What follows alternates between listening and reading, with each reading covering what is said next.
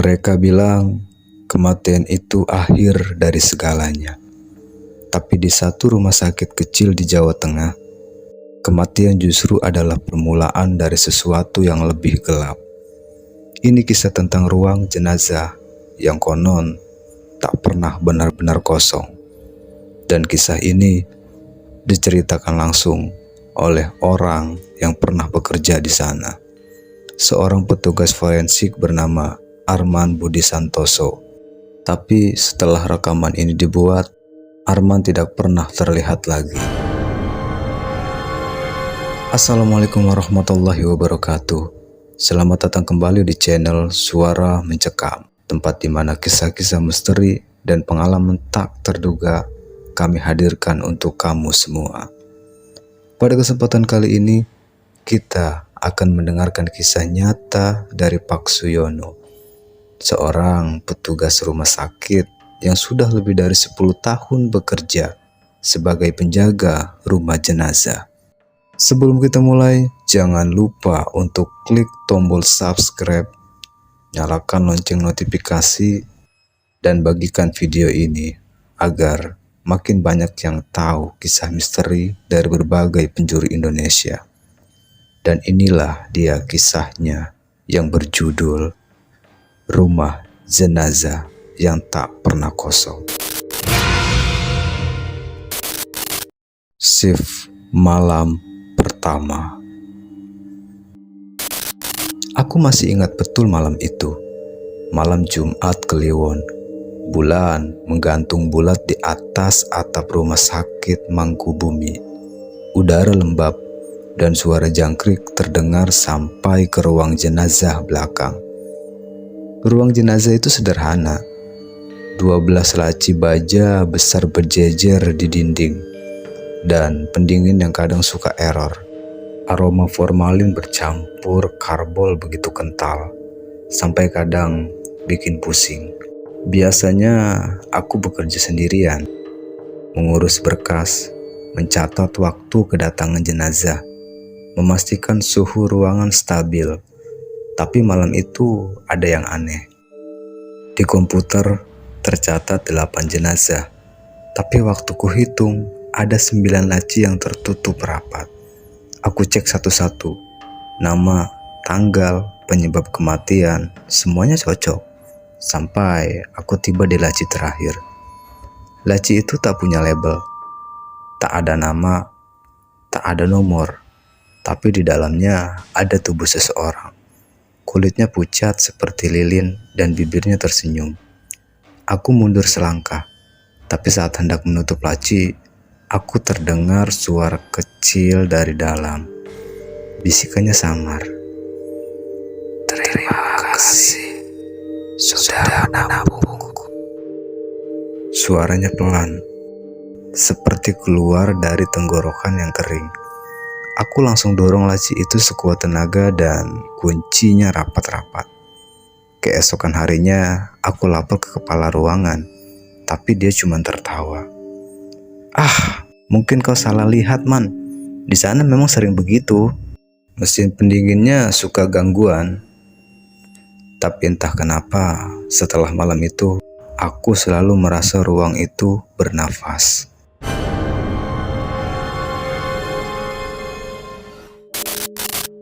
Bisikan di balik laci. Seminggu kemudian, aku kembali jaga malam sendirian. Hujan deras, suara petir sesekali mengguncang jendela. Aku duduk sambil menyeruput kopi, mencoba menulis laporan. Tapi dari arah laci ke-9, ada suara ketukan pelan, tapi berirama. Aku berdiri, memandangi laci-laci itu. Tak ada yang bergerak, tapi suara itu berpindah dari satu laci ke laci lain, seolah sesuatu di dalamnya sedang berjalan. Lampu ruangan tiba-tiba redup. Monitor komputer berkedip, menampilkan notifikasi aneh. Jumlah jenazah tidak sesuai data. Padahal aku belum input apa-apa. Suara printer tua menyala sendiri, mencetak kertas kosong. Aku hampiri printer itu dan kulihat di ujung kertasnya ada tulisan samar. Tulisannya cuma satu kalimat. Aku belum pergi. Saat itu aku tahu ada sesuatu yang tidak beres. Malam berikutnya aku ajak perawat Rika menemaniku. Dia duduk di dekat pintu sambil main handphone. Tapi sekitar jam 2 pagi, tiba-tiba Rika teriak, Mas Arman, laci 9 kebuka sendiri. Aku lari ke sana dan benar, pintu logam itu terbuka setengah. Dari dalamnya keluar embun tebal, dingin dan berbau busuk. Tapi yang bikin darahku membeku, di dalamnya tak ada siapapun. Laci itu kosong. Kami berdua lari keluar ruangan, tapi sebelum pintu tertutup, aku sempat menoleh ke belakang dan kulihat di dinding ruang jenazah itu ada tulisan huruf darah. Ruang ini tidak pernah kosong. Arman menghilang. Sejak malam itu, aku tak pernah bisa tidur nyenyak. Setiap menutup mata, aku selalu mimpi berada di dalam laci logam itu. Gelap, dingin, dan dari atas ku dengar suara langkah seorang berjalan pelan. Sampai akhirnya aku memutuskan merekam semua kejadian malam itu dengan kamera kecil. Ku pasang di pojok ruangan, lalu ku tinggalkan untuk merekam otomatis. 3 hari kemudian saat kulihat hasilnya, tubuhku gemetar. Di rekaman itu terlihat aku sedang bekerja, menulis laporan di meja. Tapi di belakangku, tampak seseorang berjalan pelan ke arah laci nomor 9. Dia mengenakan baju pasien rumah sakit, dan wajahnya membuatku hampir muntah. Wajah orang itu adalah diriku sendiri. Sejak saat itu, aku tahu sesuatu sudah menandai aku. Rika berhenti kerja, kepala ruangan dipindahkan, dan aku mulai kehilangan waktu. Kadang aku sadar sudah berada di ruang jenazah tanpa ingat bagaimana aku sampai di sana. Lampu-lampu padam, kulkas berdengung, dan dari balik logam itu selalu ada nafas yang bukan milikku. Bisikan ramai, seperti banyak orang berbisik bersamaan. Kami di sini, kami belum pergi. Sampai malam terakhir, malam aku hilang. Aku tulis semua ini di buku catatan kecil di meja kerjaku. Kalau seseorang menemukannya nanti, mungkin mereka akan tahu bahwa aku tidak gila. Malam itu, jam 2:17, lampu mati total. Generator tak mau menyala. Tapi kulkas pendingin masih berdengung. Suaranya pelan, seperti ada nafas panjang di dalamnya. Aku ambil senter. Kuterangi satu persatu laci itu. 8, 9, 10, lalu kutemukan yang ke-11. Padahal ruangan itu cuma punya 10 laci. Tapi malam itu ada satu tambahan menempel di dinding paling ujung. Laci baru, bersih, dengan label bertuliskan Arman Budi Santoso. Aku ingin lari, tapi kakiku tak bisa digerakkan. Pintu laci itu terbuka sendiri, dan di dalamnya aku melihat diriku sendiri dengan wajah pucat, bibir membiru, dan mata terbuka menatapku. Sudah 2 minggu sejak Arman menghilang, rumah sakit Mangkubumi kembali beroperasi seperti biasa. Semua berjalan normal, atau setidaknya itulah yang dikatakan manajemen. Tapi bagi beberapa petugas malam, sesuatu berubah. Pendingin di ruangan jenazah sering menyala sendiri walau tombolnya dimatikan. Dan suhu di sana kini selalu lebih dingin dari biasanya, bahkan sampai menembus 0 derajat.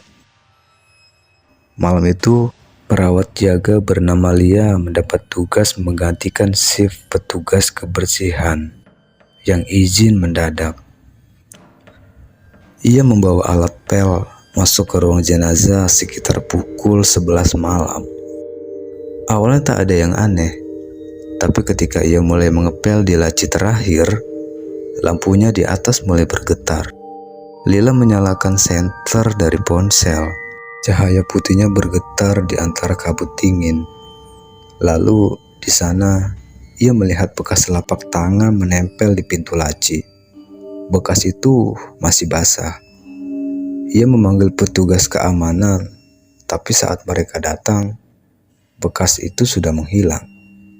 Dan yang lebih aneh lagi, nama di label laci paling ujung sudah berganti.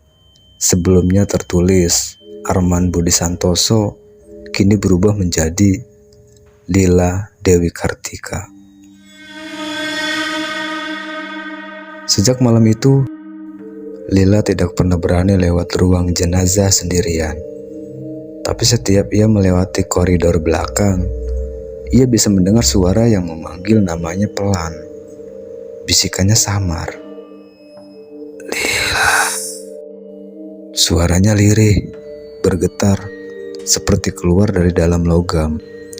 Kadang terdengar seperti suara laki-laki, kadang seperti suaranya sendiri. Dia mencoba menutup telinga, berjalan cepat, tapi suara itu justru makin dekat. Sampai akhirnya ia melihat sesuatu yang membuatnya hampir pingsan. Dari celah pintu ruang jenazah yang sedikit terbuka, ia melihat bayangan seseorang. Tubuhnya tinggi, memakai seragam petugas forensik, tapi kulit wajahnya pucat keabu-abuan dan matanya kosong. Bayangan itu berdiri lama, menatapnya dari balik kaca pintu.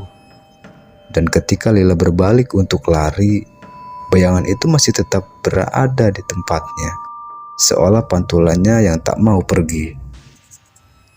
Beberapa hari setelah kejadian itu, kepala rumah sakit memerintahkan untuk menghapus seluruh arsip lama di ruang jenazah.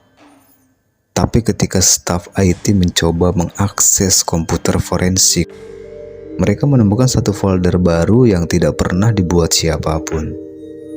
Folder itu bernama Shift Terakhir Arman. Di dalamnya hanya ada satu file video berdurasi 000013. Mereka memutar file itu di ruang staf.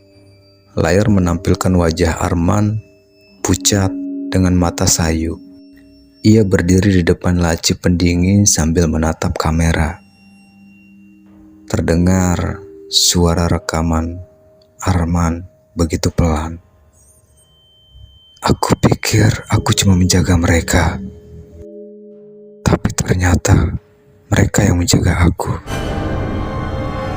3 hari kemudian, kejadian yang lebih aneh terjadi.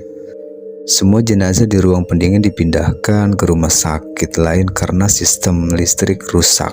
Tapi saat petugas membuka satu persatu laci untuk memindahkan tubuh, mereka menemukan satu laci berisi tubuh pria dengan tanda pengenal petugas forensik. Wajahnya rusak sebagian, tapi ID card-nya jelas terbaca. Arman Budi Santoso.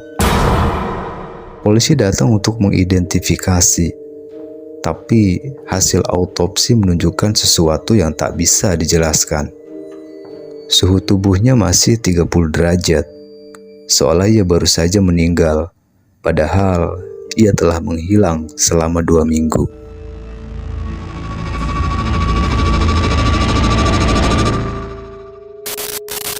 Ruang jenazah baru. 3 tahun sudah berlalu sejak rumah sakit Mangkubumi menutup ruang jenazah lamanya.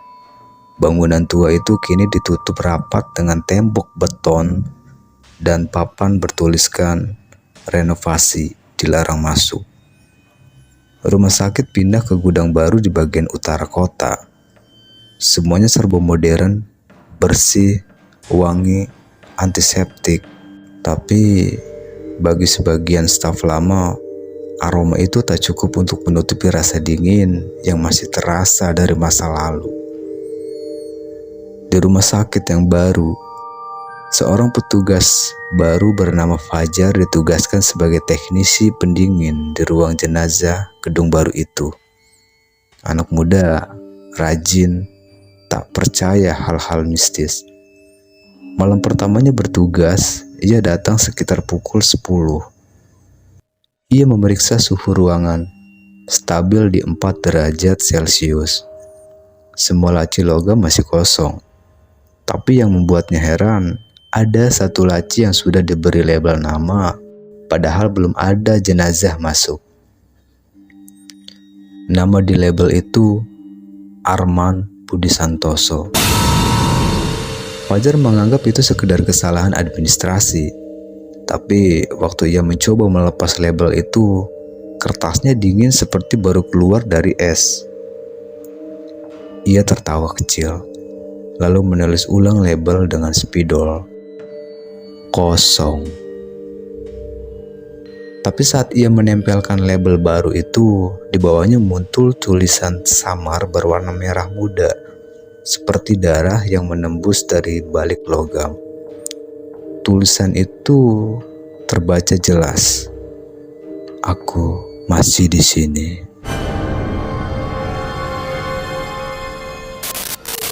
Penemuan rekaman lama. Keesokan harinya, Fajar melapor ke kepala bagian. Tapi si kepala ruangan malah menatapnya lama, lalu membuka laci meja dan mengeluarkan sebuah flash disk tua berdebu. Kalau kau mau tahu siapa Arman, tonton ini, kata kepala ruangan. Dalam video itu terlihat rekaman lama dari CCTV ruang jenazah Mangkubumi tahun 2019. Kamera menunjukkan seorang pria, Arman, sedang berjalan di antara laci-laci, tapi sesuatu membuat Fajar menahan napas. Bayangan Arman di lantai bergerak berlawanan arah dengannya. Setiap kali Arman berhenti, bayangannya justru melangkah maju, mendekati kamera. Dan di akhir video, saat Arman menatap langsung ke lensa, bayangannya menempel di kaca kamera dan tersenyum. Setelah menonton video itu, Fajar tidak bisa tidur. Ia terus memikirkan label nama yang muncul sendiri, tulisan darah, dan bayangan di video tadi. Malam berikutnya, suhu ruangan tiba-tiba turun drastis tanpa sebab. Dari 4 derajat menjadi minus 12. Pendingin rusak, tapi udara tetap membeku. Fajar mencoba mematikan sistem manual, tapi setiap kali ia menekan tombol power, terdengar suara ketukan dari dalam laci. Ia berhenti, menatap ke arah sumber suara. Ketukan itu berulang lagi dari laci yang tadi bertuliskan nama Arman. Dengan tangan gemetar, Fajar membuka sedikit pintunya. Embun dingin menyembur keluar dan di dalamnya tak ada apapun. Tapi saat ia menutup kembali, terdengar bisikan di telinganya sangat pelan tapi jelas. Shift malam dimulai, Fajar. Sejak malam itu, Fajar mulai berubah. Ia jarang bicara, sering menatap kosong ke arah pintu ruang pendingin. Beberapa staf lain mengeluh mencium bau formalin menyengat di sekitar ruang forensik, padahal tidak ada mayat masuk berhari-hari. Suatu malam, Dr. Rendra, jarang-jarang ruangan ini dingin begini, Jar. Kau yakin sistemnya nggak rusak? Fajar, enggak dok, pendinginnya cuma menyesuaikan jumlah penghuni. Dr. Rendra tak sempat bertanya lebih jauh, karena saat ia menatap ke deretan laci, ia melihat sesuatu yang membuat tenggorokannya kering. Di setiap pintu laci kini terpasang label nama, 12 label, dan salah satunya bertuliskan Dr. Rendra.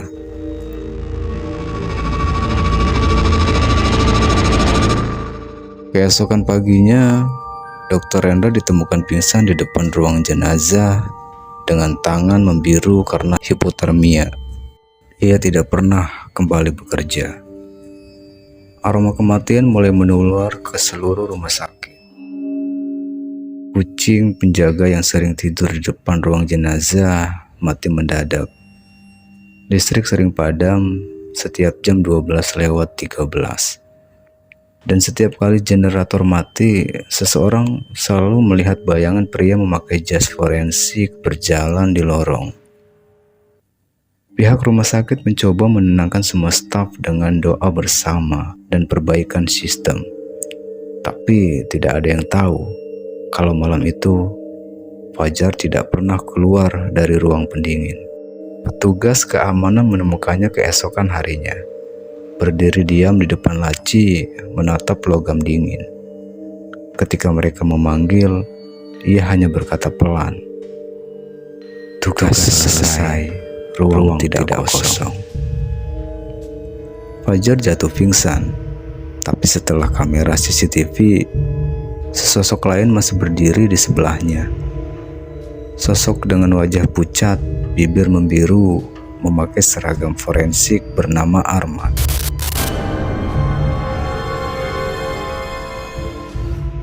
Asal mula kutukan rumah jenazah Mangkubumi. Setiap tempat punya roh, entah itu rumah, sekolah, atau rumah sakit. Tapi ada satu tempat yang rohnya bukan berasal dari orang mati, melainkan dari rasa bersalah orang hidup. Itulah asal dari kutukan rumah jenazah Mangkubumi. Kisah dari tahun 1998, sebelum jadi rumah sakit modern. Lahan tempat rumah jenazah berdiri dulunya adalah bekas gedung pelatihan militer tahun 70-an. Gedung itu punya ruang bawah tanah yang dulu digunakan untuk menyimpan mayat tentara yang gugur sebelum dikirim ke keluarganya. Saat krisis 1998, gedung itu terbakar. Semua arsip, catatan, dan ratusan kantong jenazah ikut hangus. Tapi tak semuanya benar-benar terbakar. Ketika api padam, petugas menemukan satu ruangan bawah tanah yang masih utuh. Di dalamnya ada 17 kantong jenazah tersusun rapi, tak tersentuh api sedikit pun. Di atas setiap kantong ada tanda merah di bagian kepala, seperti membekas telapak tangan terbakar. Mereka tidak pernah tahu siapa yang membuat tanda itu. Sejak hari itu, semua itu dikenal sebagai ruang tangan merah. Dan saat rumah sakit Mangkubumi dibangun di atas tanah itu tahun 2004, ruang jenazah barunya berdiri tepat di atas bekas ruang bawah tanah tersebut. Awal mula munculnya Arman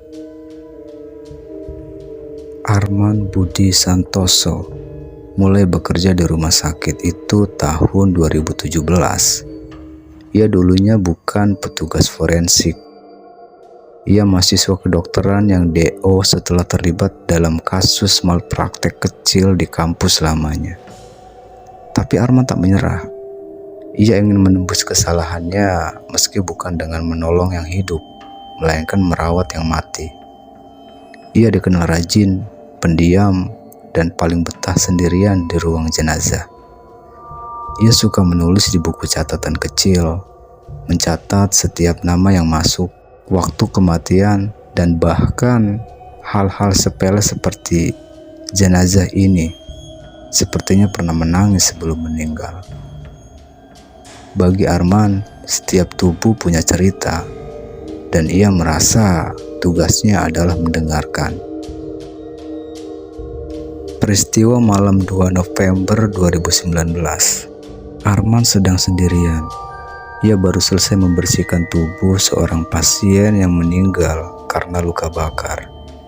Tapi anehnya, tubuh itu tak terdaftar di laporan resmi. Tidak ada nama, tak ada surat kematian, hanya tulisan di label kaki, pasien 17. Nomor 17. Bukankah itu jumlah jenazah yang dulu ditemukan di ruang bawah tanah? Tapi saat ia menyeka bagian pipi, lapisan kulit terbuka sedikit, menampakkan bekas sidik jari hangus. 5 garis melengkung, jelas seperti tanda tangan api. Tiba-tiba pendingin ruangan mati total, lampu berkedip, dan dari ujung ruangan muncul bau menyengat seperti rambut terbakar. Ketika Arman menoleh, tubuh pasien 17 sudah duduk tegak di atas meja logam. Matanya kosong, tapi mulutnya bergerak pelan membentuk kata, "Jangan biarkan kosong." Seketika seluruh laci jenazah di sekeliling Arman bergetar. Pintu-pintu logam terbuka satu persatu dengan suara mengerikan. Dan dari setiap laci keluar suara nafas panas terbakar. Sejak malam itu, Arman menghilang. Beberapa minggu setelah Arman hilang, seorang perawat menemukan buku catatannya tertinggal di ruang jenazah. Halamannya basah, tapi beberapa kalimat masih dibaca. 2 November 2019. Ruangan ini tidak boleh kosong. Jika tidak ada yang dijaga, mereka akan mencari penjaga baru. Pendingin bukan sekedar mesin, ia penjara bagi roh yang terbakar. Aku harus tinggal, harus. Tulisan terakhir di halaman itu berhenti di tengah kalimat, seolah ditulis dalam keadaan panik. Aku dengar ketukan dari bawah lantai. Beberapa bulan setelah kasus itu, rumah sakit melakukan renovasi. Para pekerja menemukan bagian lantai yang lebih dingin dari area lain. Saat mereka bongkar, mereka menemukan tangga tua menurun ke bawah tanah. Di ujung tangga ada pintu besi berkarat dengan tulisan samar, ruang 17. Saat pintu itu dibuka, hawa panas keluar deras seperti oven. Tapi di dalam justru terlihat tumpukan es beku di sudut ruangan. Dan di atas tumpukan es itu ada satu meja logam dengan tubuh Arman membeku dalam posisi duduk. Mulutnya setengah terbuka, seperti sedang berbisik sesuatu yang tak sempat ia selesaikan. Di belakang tubuhnya, di dinding semen, tertulis dengan darah kering, "Jangan biarkan ruangan ini kosong, aku yang jaga." Sejak hari itu, setiap ruang jenazah yang dibangun di area Mangkubumi selalu berakhir sama. Pendingin rusak, jenazah tidak membusuk, dan selalu terdengar suara ketukan dari logam. Seolah ada yang memastikan setiap malam harus ada penghuni. Dan kini setelah Fajar menggantikan Arman, label baru muncul di sistem komputer pusat. Penjaga baru, Fajar Hadi Santoso. Banyak yang tak sadar, tapi nama belakang mereka sama, Santoso. Mungkin bukan kebetulan. Mungkin darah itu masih terikat oleh janji yang sama. Karena bagi mereka yang pernah mendengar bisikan itu, ruang jenazah bukan sekedar tempat mati. Ia adalah mulut bumi yang lapar, yang harus terus diberi makan. Sekarang kau tahu kenapa sebagian rumah sakit tak pernah benar-benar sepi di malam hari. Kenapa suhu ruang forensik bisa turun tiba-tiba. Kenapa kadang muncul catatan nama orang yang belum meninggal. Mungkin itu hanya error sistem, atau mungkin seseorang sedang memastikan agar ruangan itu tak pernah kosong lagi. Sekarang giliran kamu. Kalau kamu kerja malam di rumah sakit dan tiba-tiba suhu ruangan turun tanpa sebab, apa yang akan kamu lakukan? Dan ingat, Kalau kamu merasa dingin di tengkuk saat mendengarkan cerita ini, jangan menoleh ke belakang. Kadang, penjaga lama masih memeriksa siapa yang berani mendengarkan namanya.